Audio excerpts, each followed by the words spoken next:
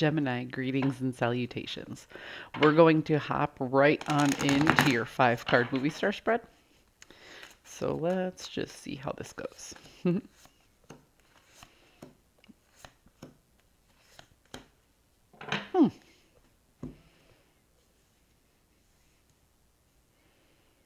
Interesting. So to start out, you're in an information gathering stage.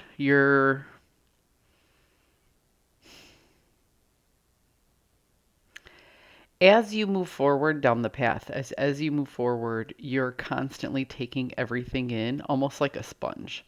Like you aren't seeking out specific information. You're in a process of observing, taking a step back and seeing what's around you. Your antagonist is this whole new perception, right? You're seeing things in a way that you haven't seen them before. And you're also changing your mind and your idea about what sacrifice is.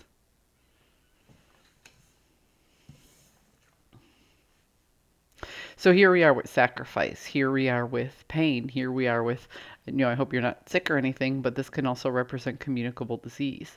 So this particular card in the upright is about the type of expansion that happens when the world lights a fire under your ass, when something very painful comes in. But you got it in the inverse. And what I get from this is somebody learning and growing from the truth. It wasn't the information that you wanted, and it wasn't the information that you expected, but it was exactly what you needed to set something into a forward motion for you to decide that the stagnancy is not good for you anymore. But rather than get up and make things happen, what you did was you sent out little messages, little whispers about things that you want and things that you need. And you're waiting for those things to then come back to you. Does that make sense? It's almost like making a wish list for a holiday party. I'd like this, I'd like this, I'd like this. You don't necessarily know what it is that you're going to get, but you're probably going to get one of those 3 things. You know what I mean? And that's where we are, because the 3s are about expansion. So here you have this recognizing that stagnancy is not where you want to be anymore, because stagnancy can be a very, very hindering thing. But now you're like, it's not the time to take radical action.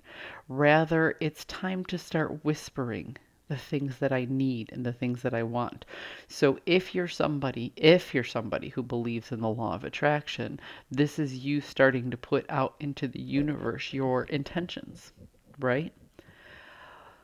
But if that's not the way you're going with it, and you are a very action and physical oriented person, this is you starting to get out of the planning stages and into the I'm going to talk this over with friends and family stage. I'm going to get some feedback stage. I'm going to figure out which one of these things is the most reasonable or which one has the best time frame to obtain. So you're literally starting to talk about the things you want based on this new perspective and not wanting to be stagnant anymore. Every single, in the upright, I call this the burden of responsibility. Every single one of these particular wands was gathered via necessity or passion, but each one has a certain amount of maintenance. And after a while, the bundle gets a little bit too big for one person to handle on their own. What I see here is somebody who is out of balance and ready to not delegate out particular things in order to manage all of them, but to start choosing what is important and what isn't important and start letting things go. So when we talk about the Hanged Man, which is the card of new perspective and sacrifice, we talk about understanding what it is you want and what it is you don't want, and actually starting to communicate these ideas. And then we talk about being willing to let certain things go. What I'm getting is you only have so much room on your plate, right? And you have several choices. You can either just eat what's there so you have more room on your plate, or you can take some of it and you can push it away.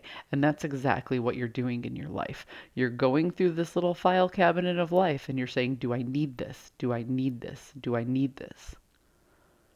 And if I want these things, does it make sense for me to keep maintaining these things? You're recognizing that there's only so much space, be it physical space or energetic space or just time that you can devote to a particular, or a particular time frame that you can commit to. And you're saying it all doesn't fit. So basically, Gemini, what you're doing is you're mentally and spiritually cleaning house. And as you start to manage these ideas, as you start to strategize what fits and what doesn't, you're feeling better and better about moving forward and into the future and what that's actually going to look like for you. So again, I'm going to stop right here, Gemini. I think you have a lot to work out, and there's more questions that you need to ask yourself that I can pull in the cards for you. But this new year for you is all about energetically, mentally, and physically clearing space in your life because your solar return is coming. And with your solar return, you're expecting new things to come in. But you first have to tie up the loose ends and move out the things that are no longer serving you anymore. Stop putting the maintenance into things that you just don't need to put maintenance into, and those things will naturally fall away. And then in comes the new. I hope you found a message that serves your highest good, and I'll see you guys next time.